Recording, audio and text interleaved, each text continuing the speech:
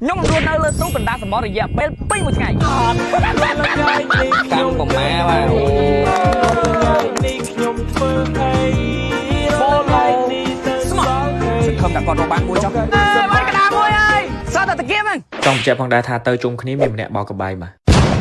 ម៉ែក៏ខ្យល់មួយចាប់គ្រា5នាក់មកចាប់ជើងគាត់មកគ្រាតា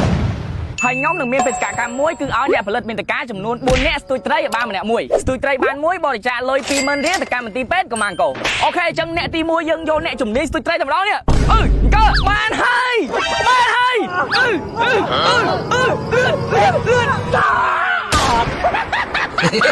ឡូវយើងសង្ឃឹមលើបងឯងណាបងកុមារកម្ពុជាសង្ឃឹមលើបងឯងហើយពេលនេះ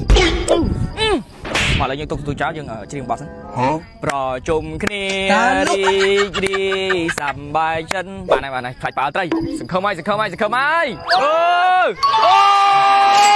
សូមចំណាប់អារម្មណ៍ត្រីទី1នេះមកបងត្រីទី1មានអារម្មណ៍ថារំភើបដែរអញ្ចឹងរំភើបដែរមកត្រីខ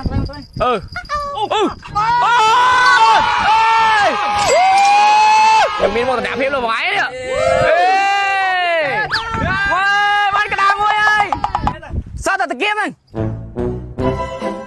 សម្រាប់អ្នកផលិតមាតិកា2អ្នកផ្សេងទៀតយើងទៅថតនៅទីតាំងផ្សេងខ្ញុំចង់តែ Fanta អញ្ចឹងកន្លែងនេះខ្ញុំសុំដាក់ចម្រៀងមួយសិន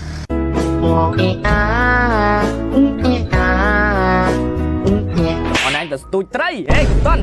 ចង់យកមិនឥឡូវស្ទូចត្រីណាតែឥឡូវកន្លែងនេះគឺថាសិស្សសបោថៃសបោកម្មប្រមាឥឡូវបើខ្ញុំដូរពីការស្ទូចត្រីមកចាប់កម្មប្រមាកើតអត់អីបន្តែខ្ញុំសិស្សចេះហែទឹកអាហ្នឹងឥឡូវខ្ញុំបងឲ្យបងនោះខ្ជូវិនឲ្យបងអង្គុលក៏បានដែរបងអង្គុលទេបងអង្គុលវិញអូខេស្មោះសាវ៉ាឥឡូវនេះគឺបងអង្គុលកំពុងតែមួយទេនេះសង្ឃឹមថាគាត់រកបានមួយចុះមកបងឥឡូវបងឯងចង់ស្ទូចត្រីឬក៏ទៅចាប់កម្មប្រមាដែរចាប់កម្មប្រមា1 2 3ដឹង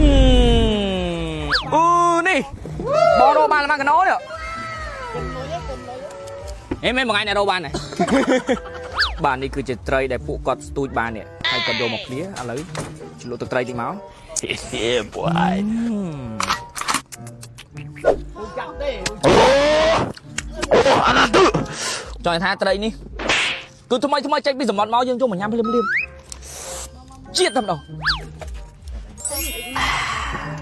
ខ្ញុំចង់តែ Fanta ចូលមកឯងឡើងមកតែមានបានមួយចឹងបងចំនេះអេបងពូទេអត់មានទេអធិស្ឋានបាទមានទេបាទអាយដល់យើងឡើងមកម្នាក់ទៀតហើយបាទអត់មានបានទេបាទឯណាកម្មប្រមាបងឯងខ្ញុំក្រោមទៅក្រៅវិញមែនតាអញ្ចឹងមិញនេះគឺពួកគាត់ទាំង2នាក់គឺរោមិនបានទាំង2នាក់ក៏ប៉ុន្តែយើងមានប៉ុន្តែទោះបងឯងរកបានមិនបានក្នុងថ្ងៃនេះខ្ញុំនៅតែបរិច្ចាគដដែលគឺ 80000 រៀលឥឡូវត្រីដែលយើងរកបាននៅលើទូកឥឡូវពួកគាត់អាំងបណ្ដើហើយបាទឥឡូវនេះគឺថាយើងសពោតត្រីបងជូវិនរកបានបាទសូមថ្លែងអំណរគុណដល់ម្ចាស់ត្រី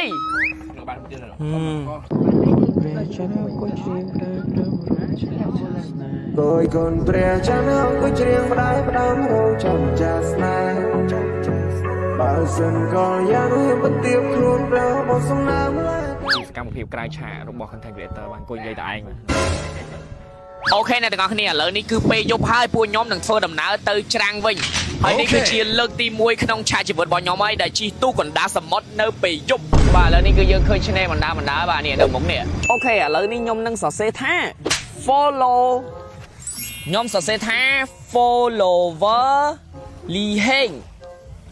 ស្មោះខ្ញុំចង់តែ Fanta